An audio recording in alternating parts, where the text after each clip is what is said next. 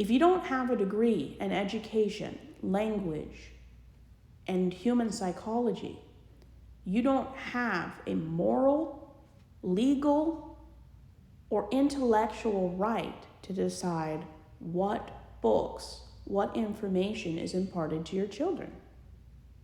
The only rights parents have is if they consent to have their kids in a school and that their child is safe from any form of predator or cult. Parents don't have the right to pull their kids out of school every time their white privilege is impacted. And the Supreme Court, I think it was last week, said that it's legal for parents to remove their kids based on personal objections. If you don't have a degree to become a teacher or a counselor, you don't have the intellectual maturity, education, and training to know what is right for children. Educators that are professional, legal, and educated don't have agendas. They don't have time to indoctrinate children.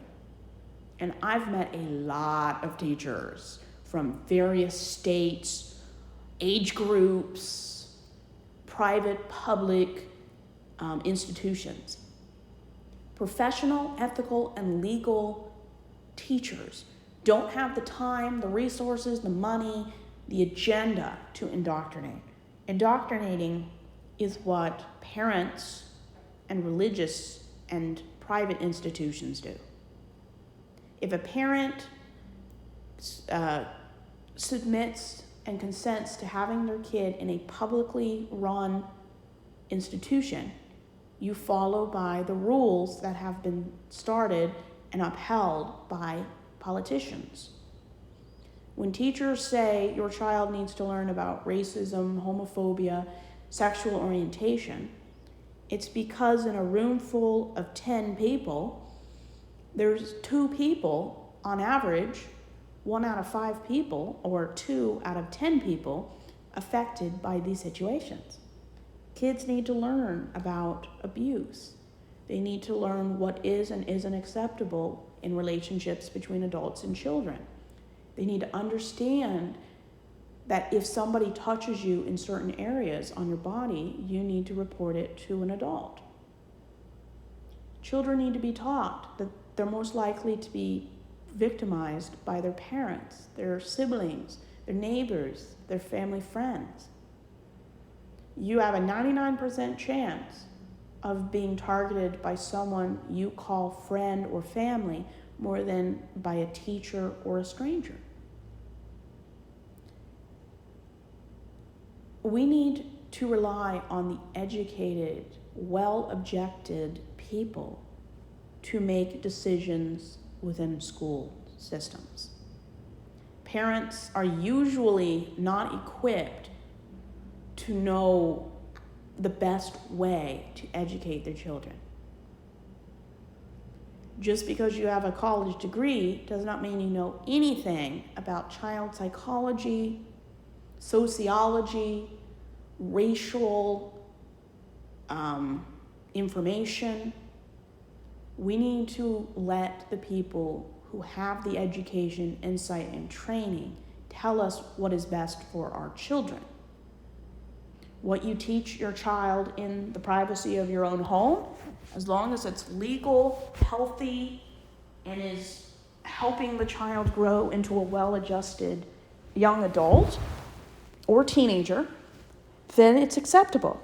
Isolating your children, pulling them out of school because you don't want them to know the realities of racism and homophobia is what I call parental negligence. If your child learns something that you personally don't agree with, that is a great conversational starter.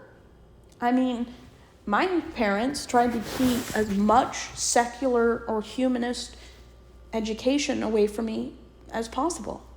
What it does is it isolates your child.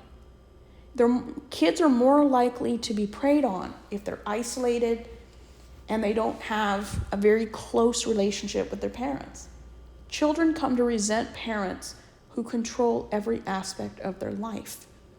I resent my parents for never letting me read things like Harry Potter, Lord of the Rings, The Magic Tree House, basically any secular book.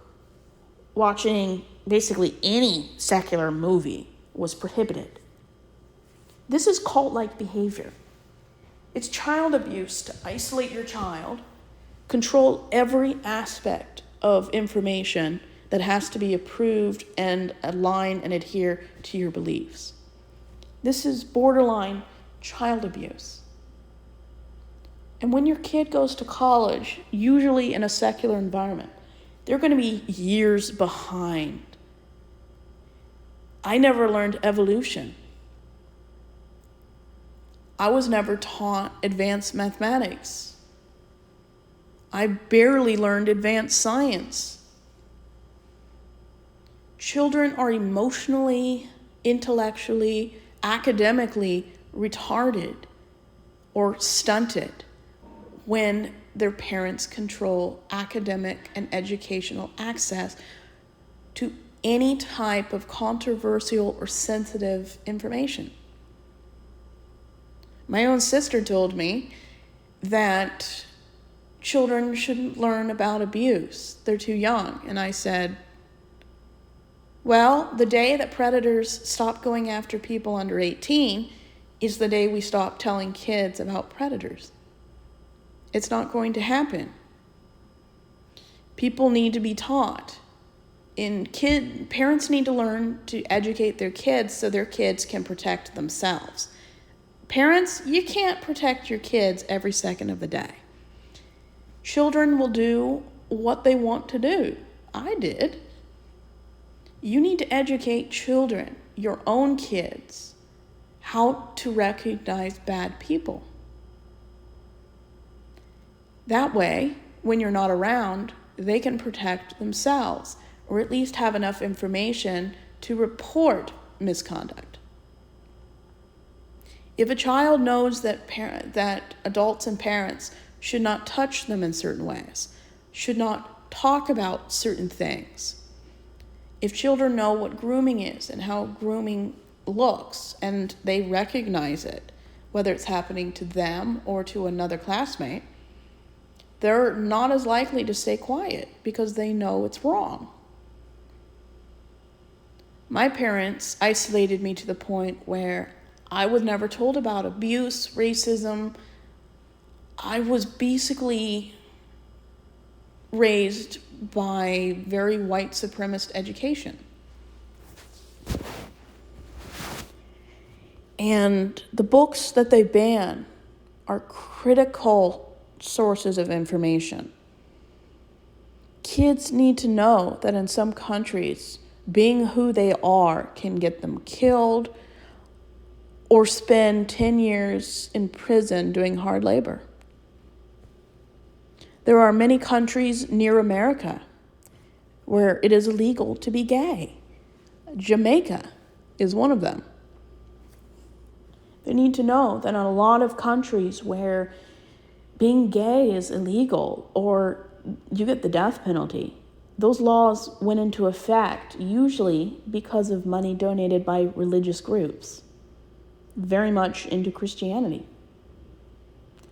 I don't want to be a part of a religion that uses its money to criminalize homosexuality. I'll never understand what it's like being gay or trans because I'm not gay or trans, any more than a man can understand what it's like to be a cis woman. If you don't go through the experiences yourself, you can't understand what they go through, but you can understand how it affects people. The problem with censorship, banning and burning things you don't like, it creates an environment where people don't ask questions. And our history books are filled with people who ask questions. Science is basically the topic or